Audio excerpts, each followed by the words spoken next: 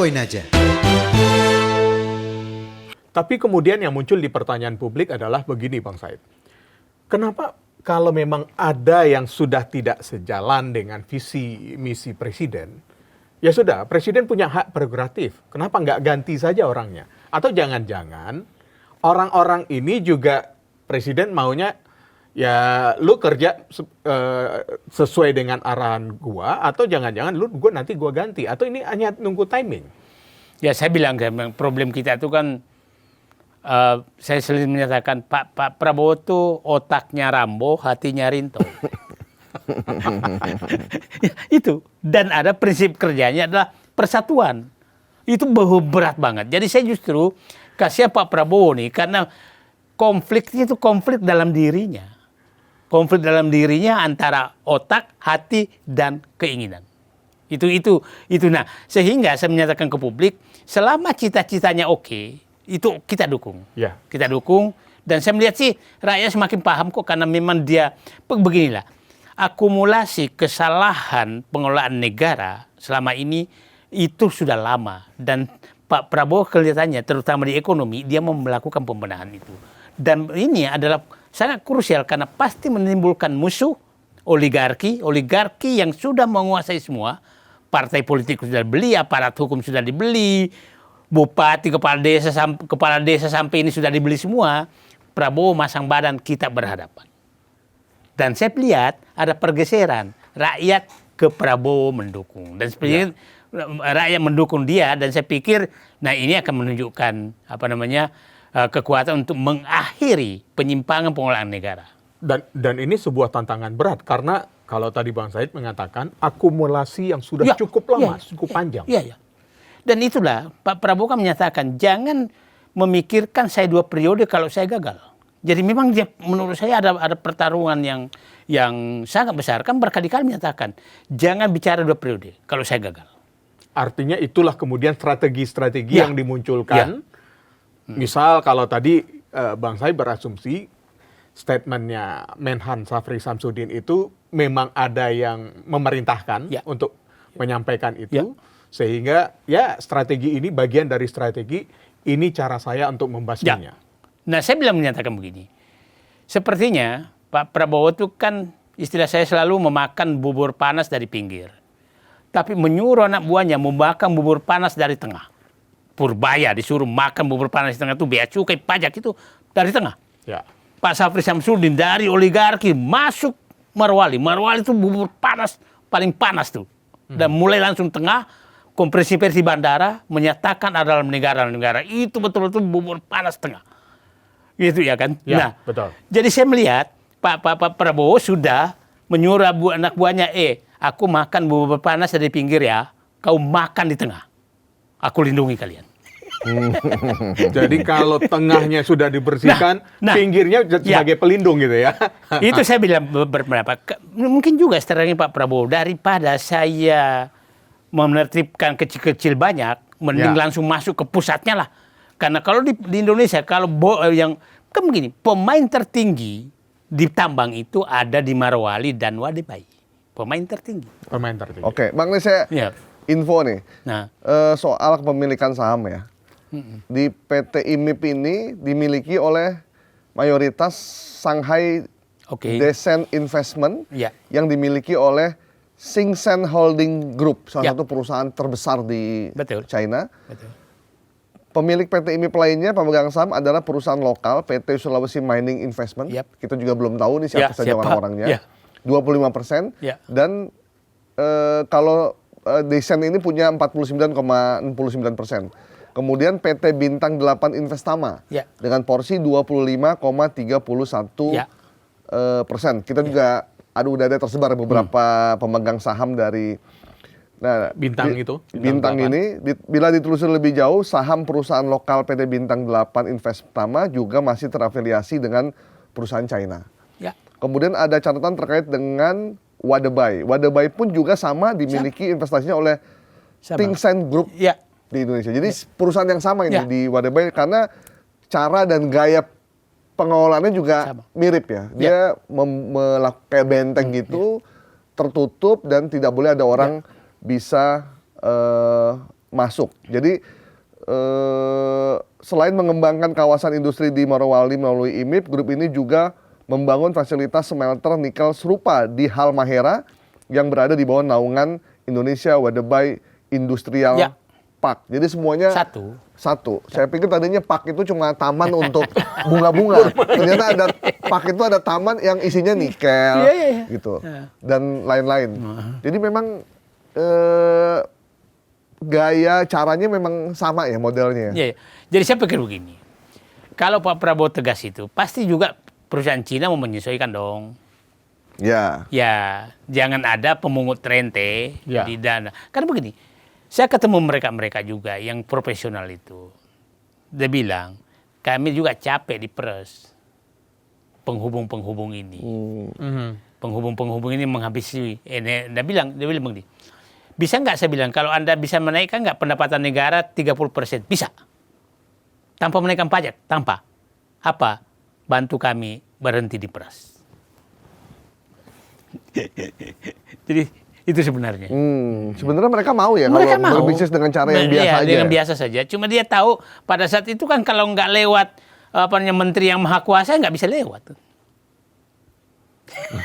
Yang maha berkuasa. Yang maha berkuasa. Maha berkuasa. Pada saat itu. Pada saat itu. Gitu. Yang jabatannya banyak sekali. Banyak sekali. 27 atau 21, nggak tahu saya. Bang, kenapa kok di Indonesia nggak seperti Malaysia? Kalau di Malaysia itu perusahaan migas misalkan, rata-rata semua perusahaan yang pengen berinvestasi melakukan pengeboran di Malaysia, itu dia harus kerjasamanya dengan Petronas. Betul. Sehingga Petronas itu menjadi perusahaan yang sangat besar. Betul. Dan apa yang dilakukan Petronas itu sebenarnya dia mengadopsi apa yang dilakukan Pertamina di masa lalu. Namun sekarang situasinya Pertamina sekarang dijadiin kayak perusahaan biasa aja yang bersaing dengan perusahaan-perusahaan asing. Dan di pertambangan itu tidak semua perusahaan tambang, apalagi yang gede-gede itu bekerjasama dengan BUMN yang ada di Indonesia. Justru membuat perusahaan-perusahaan baru yang dibentuknya juga baru kemarin ketika investasi itu mau dilakukan. Jadi kan begini. Itu kan Malaysia mencontoh kita pada saat pengolahan Orde Baru kan. Betul. Dia tidak berubah karena dia tidak ada reformasi. Kita ada reformasi 98. Itulah yang saya menyatakan terus. Hasil daripada angkatan 98 yang menyatakan di sini sebagai tokoh reformasi adalah membuat aturan dan menyerahkan sumber daya alam kepada oligarki. Itulah hasilnya. Karena disitulah di Undang-Undang Minerba kan, Undang-Undang Migas kan 2001, Minerba 2003. Yang belum di amandemen sampai sekarang di undang-undang. Nah itu kan yang membuka semua ke publik. Nah dulu kan betul bahwa itu sama dengan Petronas gitu kan. Nah karena memang kan sampai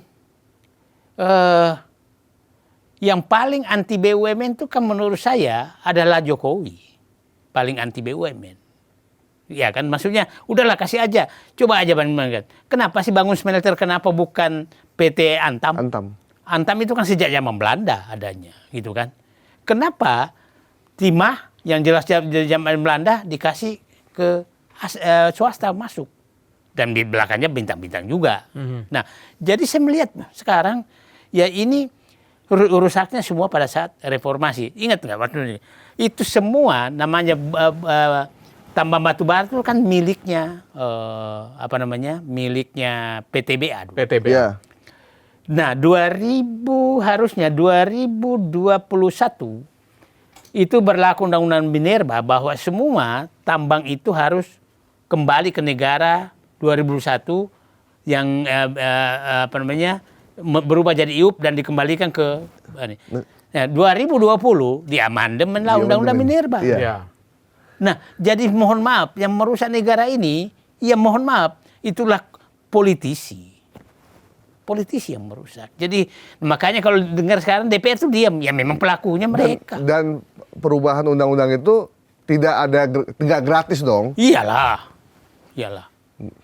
Ini tidak gratis maksudnya ada satu kata saja sudah ada nilainya gitu ya. Ya, lah sekarang coba setahu saya hanya satu anggota DPR ngomong loh yang tentang mendukung penertiban tambang ini. Hanya siapa yang Komisi 1 tuh dari TNI, yang lain diem. Yeah. Diem. Ketua partai juga diem. Nggak ada bicara. Yeah. Mereka nunggu lihat kayaknya Pak Prabowo gimana ya sikapnya. Nah, dengan berdirinya kalau tadi Bung Gaib mengatakan Bang Said, kan banyak sekali, kan sudah ada perusahaan-perusahaan kita yang sudah ada ya, PTBA untuk batu bara, kemudian Pertamina perminyakan, tapi kan kemudian dimunculkan entitas-entitas baru nih. Ya, memang sengaja untuk menggugurkan perusahaan yang lama yang besar atau karena lagi-lagi seperti undang-undang kata saja ada nilainya. Iya, ya. Karena kalau lewat BUMN susah mendapat nilainya. Kalau lewat swasta kan gampang. Jadi, jadi kita menilai nih, Undang-Undang Minerba itu kacaunya itu kan pada saat Undang-Undang Minerba itu bahwa yang memberikan izin adalah bupati gubernur kan. Ya. Nah akhirnya diobral kan. Ya. Diobral lah. Nah itu undang-undangnya mulai di situ diubahnya. Nah yang lucunya pada saat Jokowi ditarik semua ke pusat. Ya. Ternyata untuk jualan, bukan untuk memperbaiki. Jadi, nah gitulah. Aduh, saya mau bikin perusahaan ini aja lah, Bintang Kejora. Tujuannya? Tujuan ya Bintang Kejora buat di tambang mana kan kita cari lah. Karena ini ternyata semakin kompleks jadi yang saya masalahkan. Karena saya pikir ya, pemaham kan saya dulu liputan di SDM Bang. Kalau kita ingin mendapatkan IUP atau ingin mendapatkan izin tambang, itu prosesnya panjang. Ya. Dan perusahaannya juga bukan perusahaan yang baru dibentuk tahun ini, terus besoknya langsung dapat. Ya. Dan langsung bisa bekerja sama dengan perusahaan besar dari luar. Itu nggak mungkin Bang kalau zaman dulu. Nggak mungkin. Kalau sekarang tuh langsung bisa. Langsung bisa.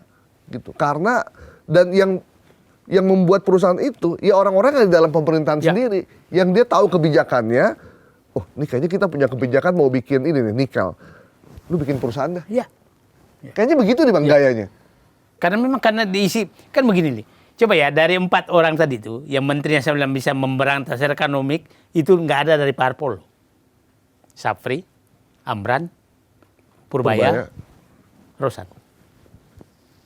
Ya. Artinya, bahwa yang kita harapkan masih mau membersihkan negara, memperbaiki negara, bukan dari parpol. Ya. Itu yang sebenarnya harus kita tunggu. Itu ya? yang harus untuk terutama yang 5 ini. Betul. SDM, itu KKP, kehutanan, BPN, itu jangan dari partai. Nah, faktanya yang berani membackup Pak Prabowo secara total untuk mencapai keinginannya itu menteri yang bukan dari parpol. Ya. Karena dari parpol itu banyak sekali bebannya. Gitu. Gini Bang. Siap. Ketika Pak Sapri menyatakan itu heboh, kemudian beberapa pejabat, beberapa orang langsung melihat aturan. Oh ini bandara resmi kok, terdaftar di Kementerian Perhubungan. Ya. Sementara dia tidak melihat sebenarnya apa yang terjadi dan sebenarnya makna yang disampaikan oleh Pak Sapri itu kayak apa gitu. Nah sekarang nih pertempurannya adalah yang satu bilang ini resmi, sudah tercatat. Yang satu bilang ada negara dalam negara. Sehingga nih kan perlu segera diluruskan nih supaya kita juga tidak, publik juga bisa jelas nih. Nah sekarang apa yang sebenarnya harus dilakukan oleh Pak Prabowo maupun menteri-menteri terkait? Saya bilang begini, resmi, kalau itu terjadi perampokan artinya meresmikan perampokan dong. Jadi kita tidak bisa lagi membahas apakah isinya resmi atau tidak. Yang jelas adalah kemungkinan besar bisa terjadi perampokan, kedaulatan ekonomi hilang. Ya kan itu substansinya sebenarnya. Yang dipersoalkan Pak Sapri kan tidak menyatakan tidak punya izin. Ini kedaulatan ekonomi sudah hilang karena negara tidak hadir. Ya kan? Nah, yang pertanyaannya, kalau Anda mau kasih izin, apa urgensinya kok kasih izin? Ya kan?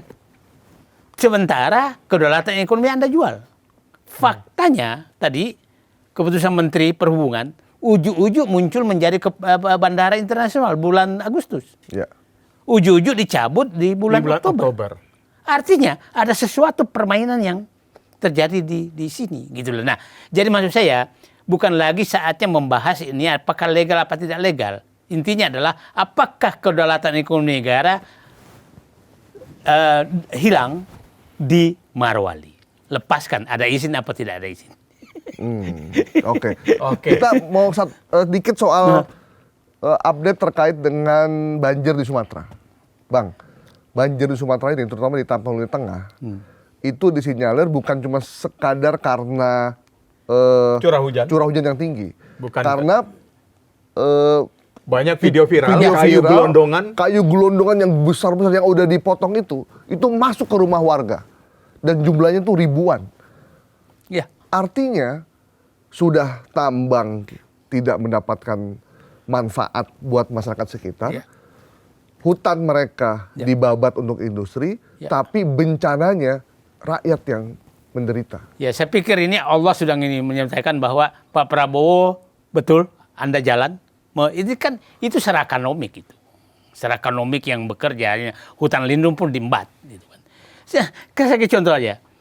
Di Marwali itu, 2 kabupaten sekarang pecah, itu panjang pantainya 240 km. Yang belum diserahkan ke asing itu hanya 40 km. Ya Allah. 200-nya sudah? Ya. Gimana negara ini? Merinding kita jadinya. Ya. 240 km pantai sudah menjadi semua pantai khusus, tinggal 40 km. Itu pun di tengah di kota. Nah, bagaimana negara ini betul-betul diobral demi namanya investasi. Nah, itulah saya sering istilahkan. Yang dibutuhkan investasi untuk membangun Indonesia, bukan membangun di Indonesia. Ya, mereka tuh bangga bahwa dia mendatangkan investor, tapi membangun di Indonesia, bukan membangun Indonesia. D-nya hilang. D-nya hanya satu kata yang 2 huruf, tapi maknanya beda. Maknanya beda dan berdampak yang besar. Membangun Indonesia itu kita harus tanya berapa yang pendapatan negara naik, berapa pendapatan daerah naik, berapa tenaga kerja ditampung, berapa pajak yang saya terima. Terus masyarakat sekitar sejahteranya kayak apa? Nah, itu kalau dia nggak masalah, hanya membangun di Indonesia, bukan membangun Indonesia. Membangun di Indonesia, tapi duitnya buat di sana. Buat di sana. Kalau membangun Indonesia, duitnya di sini. Ya, baik. Terima kasih. Satu terakhir yang saya ini, kita harus hati-hati betul nih, karena saya takutnya betul-betul aset negara ini habis. Saya takutnya mereka-mereka semua yang punya jutaan hektar pun sahamnya dijual nanti ke asing. Akhirnya mereka lah yang menjual negara ini ke asing. Dan itu menurut saya Pak Prabowo harus keluarkan kalau perlu perpu dulu bahwa tidak boleh mereka tuh menjual ke asing terhadap, kan kita nggak tahu kumpul di Singapura jual sahamnya. Maka seluruh tanah Indonesia sudah dimiliki asing. Itu juga bahaya. Jadi mereka yang dikasih privilege kebun tambang yang sebesar itu tidak boleh menjualnya ke asing secara kan berlebihan. Begini, mereka tuh kan begini siklusnya. Minta izin dari kehutanan, minta izin dari ATR BPN, setelah dapat izin maka dia datang ke bank BUMN minta kredit dengan jaminan ini, izin ini, ya kan? Izin ini lewat sogok kiri kanan. Setelah dia mengembangkan ini, nilainya naik, dia jual.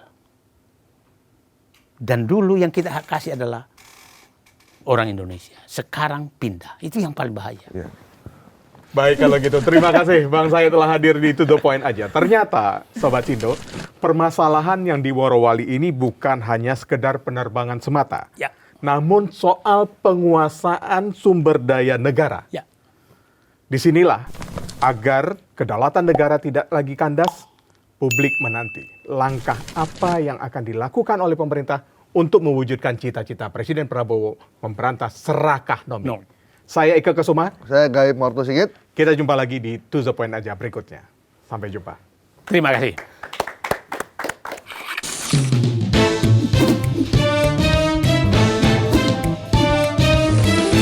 To The Point aja.